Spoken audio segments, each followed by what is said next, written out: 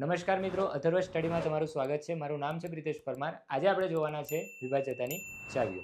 ચાવીઓ છે શું? તમારે આખી સંખ્યાને ભાગીને જોવી ના પડે. સંખ્યા જોતા જ તમને ખબર પડી જાય કે કઈ રીતે આ સંખ્યા ભગાશે. તો જોઈએ, કોઈ બી સંખ્યા તમને આપી છે. માની લો કે હું અહીંયા એક સંખ્યા લખું છું 1 2 3 4 5 6 7 8. શું આ સંખ્યા 2 થી ભગાશે? બરાબર. તો જેને વિભાજ્યતાની ચાવીઓ નહીં આવડતી હોય એને શું કરશે? આ રીતે 2 થી ભાગશે. પણ જેને આવડતી હશે એ જોઈને જ કહી દેશે કે હા ભગાશે. બરાબર છે. આટલો ફરક પડે છે અવિભાજ્યતાની ચાવીઓ શીખીને. તો જોઈએ, 2 ની ચાવી એટલે કે કોઈ પણ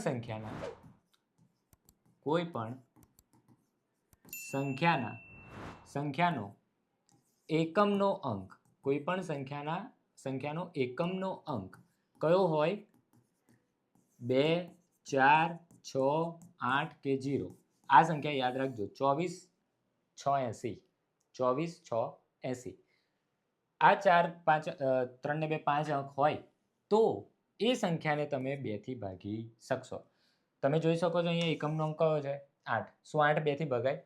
ભગાય જ ને ભાઈ. બરાબર. તો પછી આખી સંખ્યાને પણ તમે 2 થી ભાગશો અને છેલ્લે શેષ તમને કેવી મળશે? 0. બરાબર.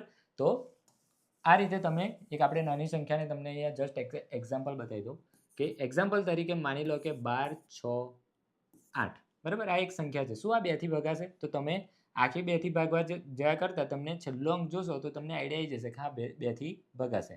બરાબર. એનું એક પ્રૂફ આપી દઈએ કે 2 6 12 0 6 2 કરી 6 0 8 2 ચોક 8. આવી ગઈ છેલ્લે શેષ 0.